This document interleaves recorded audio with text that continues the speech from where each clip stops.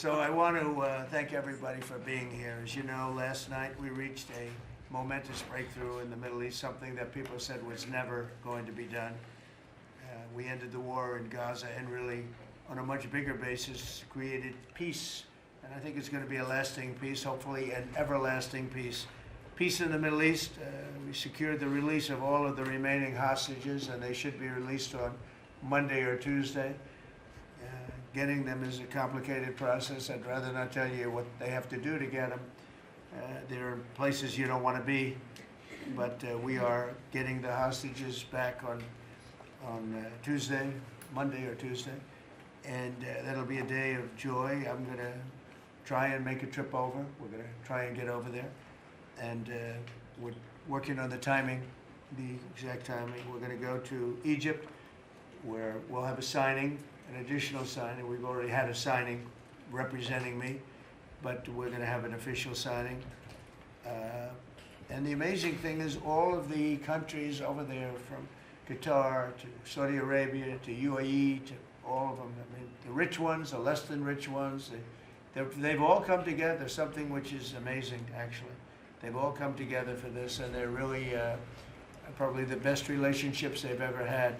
So it's been really something incredible that nobody thought it was possible to get it done.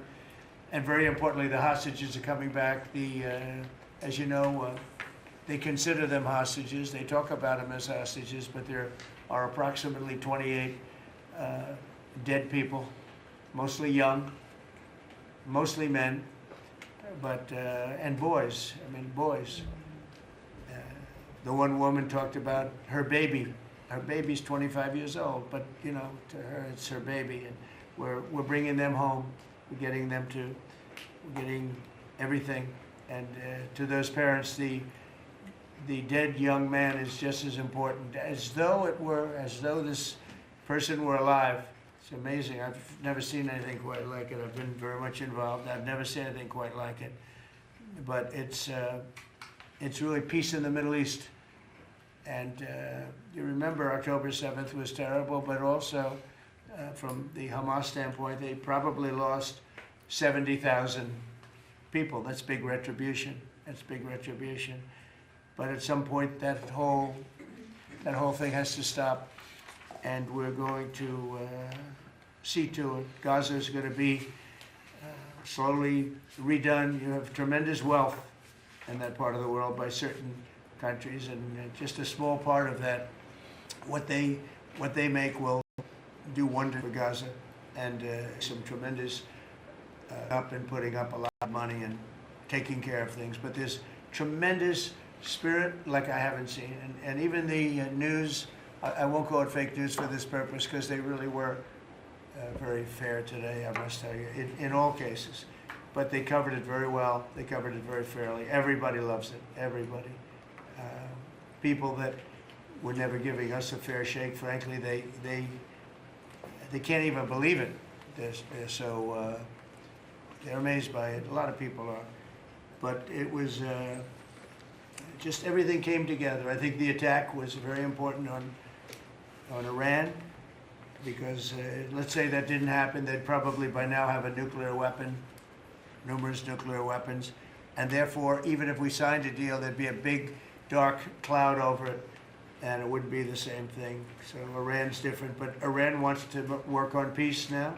They've informed us, and they've acknowledged that they are totally in favor of this deal. They think it's a great thing.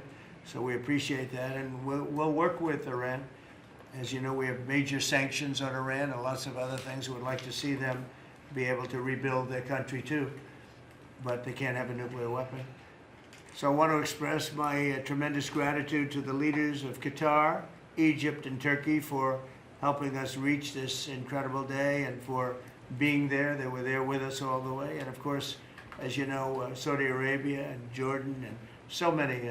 I will tell you, President Erdogan was personally involved in dealing with Hamas and some of the others. He's been great. They've all been really amazing. Indonesia's been amazing. Indonesia's been fantastic.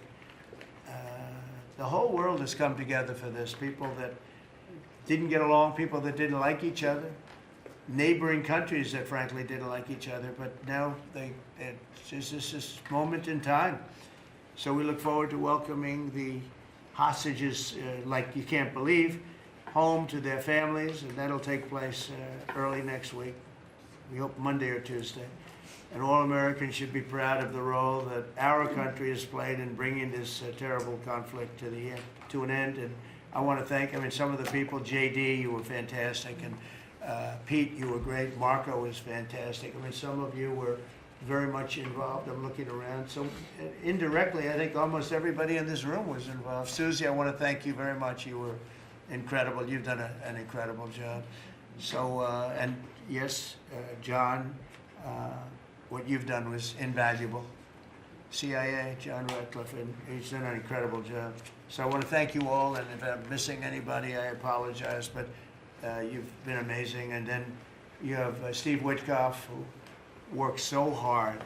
And you remember we settled 7, this is number 8, we settled 7 wars, or major conflicts, but wars.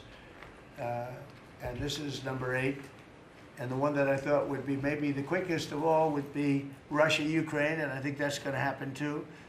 But in the meantime, they're losing about 7,000 people a week, and that seems pretty bad. They're losing mostly soldiers, young soldiers. They go out to war, and they're getting killed. And while it doesn't affect us in a lot of ways, we've got a big ocean in between, you don't want to see that happen. It was a big mistake. That war should have never happened. It would have never happened if I were president.